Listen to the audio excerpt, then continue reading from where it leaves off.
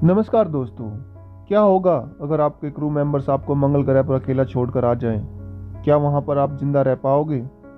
क्या वहां से आप पृथ्वी पर वापस लौट पाओगे? ये कहानी है एक मार्टी नाम के एस्ट्रोनॉट की, जिसके क्रू मेंबर उसको अकेला वहां पर छोड़ आते हैं और कैसे वह पृथ्वी पर वापस आता है। सन 2035 में एरीज 3 नाम का एक मिशन धरती से मंगल ग्रह पर कुछ जांच के नमूने लेने के लिए जाता है। मिशन को वहां पर 36 दिन के लिए रुकना होता है, लेकिन 18वें दिन वहां पर एक भयंकर तूफान आ जाता है। इस भयानक तूफान की वजह से सारे क्रू मेंबर्स आपस में इकट्ठा होकर अपने रॉकेट की तरफ जाते हैं, लेकिन तभी तूफान की वजह से एक क्रू मेंबर वहां से उड़ जाता है और काफ़ी दूर जाकर गिरता है। वे उसको ढूंढते हुए वहां पर जाते हैं, लेकिन वे उसको नहीं ढूंढ पाते। तभी उनका रॉकेट डिसबैलेंस होना स्टार्ट हो जाता है और पायलट उन्हें जल्दी से जल्दी वहां से निकलने के लिए कहता है। लेकिन वे जैसे ही ऊपर चढ़ते हैं तो कमांडर उसका वेट करती रहती है कि कहीं पे मार्टिन आ जाए, लेकिन मार्टिन नहीं आ पाता। तभी लास्ट वार्निंग देके कमांडर भी वहां से निकल लेती है और वे सीधा अंतरिक्ष में चले जाते हैं, जहां पर उनका हेमिस नाम का यान वेट कर रहा होता है। तभी पृथ्वी पर नासा के हेडक्वार्टर से मीडिया को बताया जाता है कि एरीज 3 मिशन में उनका एक एस्ट्रोनॉट जिसका नाम मार्टिन होता है वो मारा जाता है। ये सुनकर मीडिया वाले उनसे तरह तरह के क्वेश्चन पूछते हैं। अगले दिन मंगल ग्रह पर जैसे ही एस्ट्रोनॉट वहाँ पर गिरा होता है, उसके ऑक्सीजन मास्क की वार्निंग की वजह से वह बेहोशी से खड़ा होता है और जैसे ही वह देखता है तो उसके पेट में एक तार घुसी हुई होती है।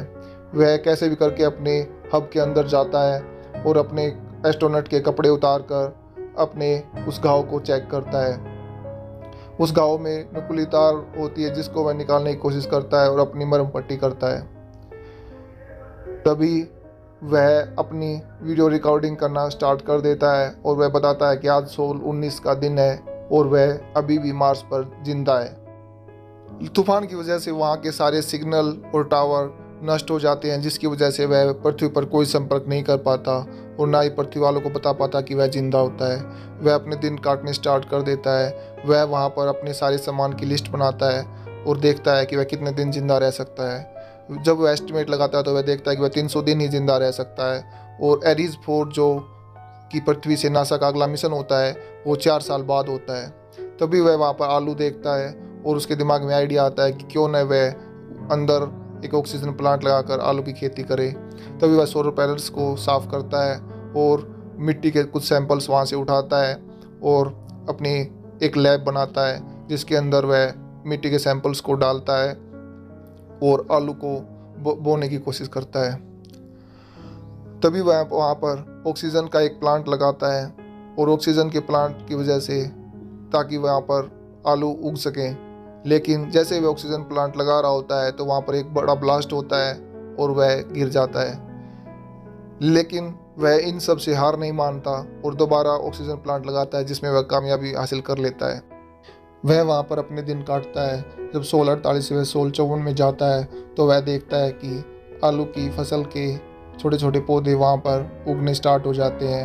वह उन्हें देखकर बहुत खुश होता है और उधर पृथ्वी पर उसका फ्यूनरल मनाया जाता है, जहाँ पर डायरेक्टर ऑफ नासा और director of Mars mission Vincent Kapoor आपस में बात कर रहे होते हैं और विंसेंट कपूर ने कहता है कि क्यों ना उसकी बॉडी को वहाँ से वापस लाया जाए, लेकिन इसके लिए नासा डायरेक्टर एग्री नहीं करते। तभी विंसेंट कपूर मिंडी को एक मैसेज भेजता है जिसमें कुछ कोऑर्डिनेट्स होते हैं। जैसे मिंडी उस कोऑर्डिनेट्स को सर्च करती है तो वह देखती है कि रोवर की जो पोजीशन होती है सोल 18 और सोल 17 में अलग अलग होती है। तभी वह विंसेंट कपूर को इसके बारे में बताती है तो वह डायरेक्टर ऑफ नासा और सबसे बात कर रहा होता है और बताता है, लेकिन डायरेक्टर ऑफ नासा को शक हो रहा होता है, लेकिन वे बताते हैं कि पोजीशन रोवर की खुद चेंज नहीं हो सकती। वे समझ जाते हैं कि इसका मतलब है कि मार्टिन वहाँ पर जिंदा है। तभी वे प्रेस कॉन्फ्रेंस आयोजित करते हैं जिसमें बताते हैं कि अभी मार्टिन वहाँ पर जिंदा है और उसको लाने के लिए हम एक नया प्लान बनाएंगे। तभी नासा का डायरेक्टर एक मीटिंग बुलाता है और वह बात करता है कि अगर उसके लिए अभी खाने पीने की सप्लाई भेजी जाए तो उसके लिए कितना दिन लगेगा। तो ब्रूस उन्हें बताता है कि इसके लिए कम से कम 9 महीने का समय उन्हें चाहिए। इसको लेकर वे सेटिस्फाई नहीं होते। तभी मार्टिन वहाँ पर अपने उगाए हुए आलूओं को देखता है और बहुत खुश होता है और सारी फसल को वहाँ से निकाल लेता है और छोटे आलू को वापस वहाँ पर दोबारा बो देता है। तभी उसे कंप्यूटर में एक लोकेशन दिखाई देती है जो 1999 में पृथ्वी से एक मिशन भेजा गया था, जिसमें वहाँ पर रहने वाले कम्युनिकेशन के लिए कुछ इक्विपमेंट वहाँ पर भेजे गए थे। वह उस लोकेशन पर जाता है और उस इक्विपमेंट को धरती के नीचे से निकालता है। जैसे ही वह इस इक्विपमेंट को धरती से नीचे निकाल रहा होता है तो वह उसको उठाकर वहाँ से अपनी गाड़ी में लोड करके सोल 109 में अपने बेस कैंप पर पहुँचता है और उस इक्विपमेंट को वहाँ पर उतार कर बैटरी से कनेक्ट करता है। और तभी वह आपस में कोऑर्डिनेट्स करता है, तो वहाँ पर विंसेंट कपूर उस कोऑर्डिनेट्स को पढ़ता है और वे बहुत खुश होते हैं उसे कम्युनिकेशन करके। लेकिन 1999 में कम्युनिकेशन इतना स्ट्रॉन्ग नहीं होता, उसमें मैसेज को आने और जाने में 40 मिनट का समय लगता है और सिर्फ फ़ोटो ही वहाँ से जा सकती है। तभी वे आपस में एक दूसरे से बात करते हैं और उसके कंप्यूटर से कनेक्ट करते हैं। तभी मार्टिन उनसे पूछता है कि क्रू कैसी है, क्या क्रू को पता है कि वह भी जिंदा है। तभी वे नासा का डायरेक्टर और जो फ्लाइट अटेंडेंट होता है वो सारी क्रू मेंबर्स को इकट्ठा होने के लिए बोलता है और उन्हें बताता है कि अभी मार्टिन जिंदा है। वे इस बात को लेकर खुश भी होते हैं और दुखी भी होते हैं क्योंकि वे अब उसको वापस नहीं ला सकते। जैसे ही मार्टिन अपने हब में दोबारा घुसता है तो वहाँ पर एक ब्लास्ट होता है और वह अपने टेप लगाकर अपने मास्क को बचाता है और वह जाकर अंदर देखता है तो उसकी सारी फसल बर्बाद हो जाती है। फसलों को बर्बाद हुआ देखकर मार्टिन बहुत दुखी होता है और वह नासा हेडक्वार्टर में इसके बारे में बताता है। वे इसको लेकर बहुत चिंतित होते हैं। वे कहते हैं कि अब उनके पास इतना समय नहीं है और वे ब्रूस से बात करते हैं और बताते हैं कि अभी जितना जल्दी हो सके अपने रॉकेट को तैयार करो ताकि वे जल्दी से जल्दी उसके लिए खाने की सप्लाई वहाँ पर पहुँचा सके। तभी वह अपने खाने का एस्टिमेट बनाता है और वह देखता है कि वह सिर्फ इस खाने से 550 दिन तक ही जिंदा रह पाएगा। तभी नासा डायरेक्टर आपस में बात करते हैं और ब्रूस को बोलते हैं कि वे बिना किसी टेस्ट किए हुए रॉकेट को लॉन्च कर देंगे जिससे उनको एक्स्ट्रा टाइम मिलेगा। तभी एक सैमुअल्स नाम का लड़का जो एस्ट्रोडायनेमिक्स में अपनी पीएचडी कर रहा होता है वह इन सब को देखता है और वह कुछ प्लान बनाता है। तभी लॉन्च का दिन आ जाता है और नासा हेडक्वार्टर से उस रॉकेट को लॉन्च किया जाता है जिसमें मार्टिन के लिए खाना और पीने की वस्तुएं होती हैं। जैसे ही रॉकेट लॉन्च होता है वे खुश हो जाते हैं, लेकिन तभी रॉकेट अपनी दिशा को बदल लेता है और उसमें ब्लास्ट हो जाता है। वे बिल्कुल शॉक्ड हो जाते हैं। तभी मार्टिन उनसे पूछता है कि लॉन्च कैसा रहा, तो वे उसे बताते हैं कि लॉन्च कामयाब नहीं हो सका। जैसे ही उनको इसके बारे में पता चलता है तो मार्टिन अपने क्रू मेंबर से बात करता है और बताता है कि वे उसके परिवार का ध्यान रखें उसके बाद। तभी चाइना स्पेस ऑर्गेनाइजेशन भी इस सब पर नज़र रखे हुए होती है और वे कहती है कि वे उन्हें एक रॉकेट उपलब्ध करा देंगे। वह लड़का सैमुअल्स वहाँ पर सुपर कंप्यूटर के थ्रू अपने लैपटॉप को जोड़ता है और वह देखता है कि जो उसने इक्वेशन बनाई क्या वह ठीक है।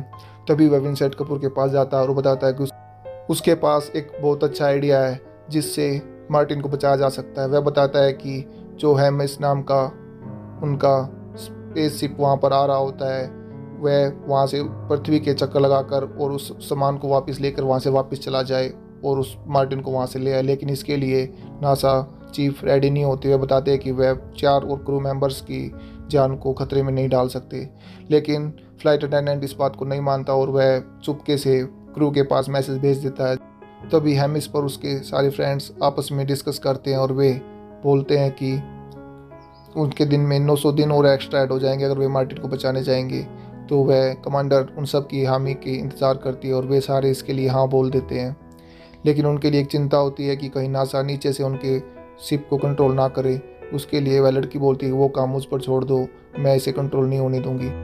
क्रू मेंबर्स को पता होता है कि नासा उनके वापस मिशन में जाने के लिए एग्री नहीं करेगा। वे जानबूझकर अपनी दिशा चेंज कर लेते हैं।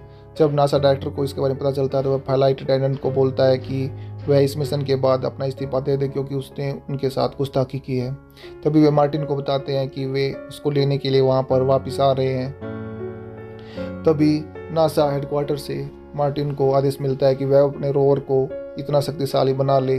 वे उसको डेली वहाँ से क्लासेस देते हैं ताकि वह वहाँ से इतना सामान ले जा सके ताकि वह बच सके। तभी वह दिन आ जाता है जब चाइना का वह शिप वहाँ से लॉन्च किया जाता है। जैसे ही वह लॉन्च होता है तो वह बिल्कुल सक्सेसफुल कामयाब होता है। वह जैसे ही ऊपर पहुंचता है तो हेमिस उसको वहां पर अपने साथ अटैच कर लेता है और खाने पीने की सारी वस्तुओं को लेकर पृथ्वी का चक्कर लगा के वह मार्स के लिए दोबारा चलना स्टार्ट कर देता है। तभी मूवी को 7 महीने बाद दिखाया जाता है, जहाँ पर सोल 461 में मार्टिन को दिखाया जाता है। वह बहुत कमज़ोर हो चुका होता है कि वह अपना खाना पीना बहुत कम कर देता है ताकि वह जिंदा रह सके। तभी वह वहाँ से कंप्यूटर को शट डाउन करके और नासा को बाय बाय कर देता है और अपने एरीज 4 की उस लोकेशन पर जाता है जो वहाँ से 3500 किलोमीटर दूर होती है। वह सोल 461 में वहाँ से चलता है। वह रास्ते में अपने सोलर प्लेटों से अपने रोवर को चार्ज करता है और वहाँ से चलता रहता है। नासा उसकी सारी चीज़ों को, हरकतों को देखती रहती है।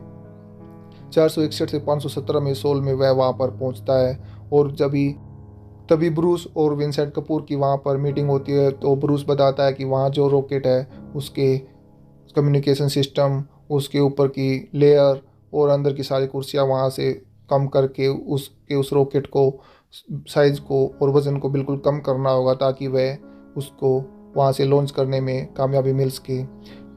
538 सोल डेज में वह वहाँ पर पहुँचता है। वह उस रॉकेट को देखकर बहुत खुश होता है। वह रॉकेट के अंदर जाता है और वहाँ पर अपना काम करना स्टार्ट कर देता है।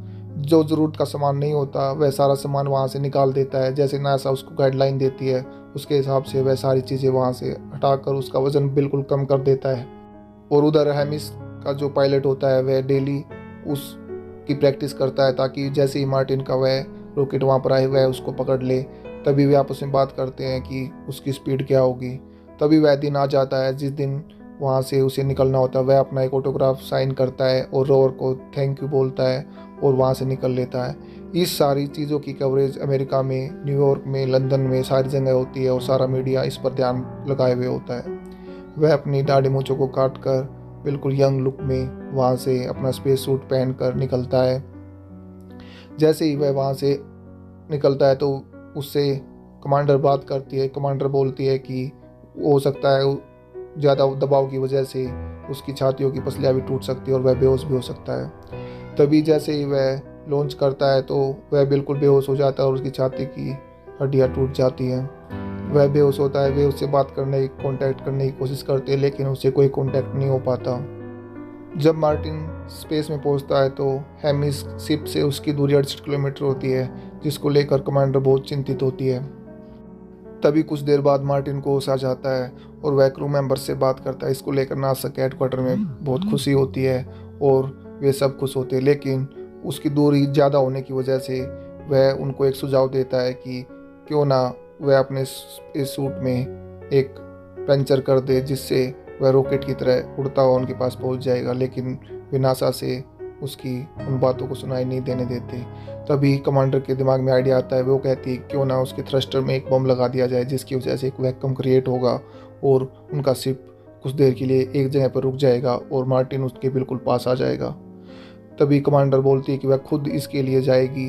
तभी मार्टिन अपने स्पेस सूट में एक पंचर कर देता है जिसकी वजह से, प्रेशर की वजह से वह ऊपर की तरफ जाता है और जैसे ही कमांडर उसे पकड़ने वाले होती है वह छूट जाता है। लेकिन कमांडर जिस रस्सी से बंधी हुई होती है उस रस्सी में उसका हाथ अटक जाता है और वह उसको उसके चारों तरफ लपेट लेता है।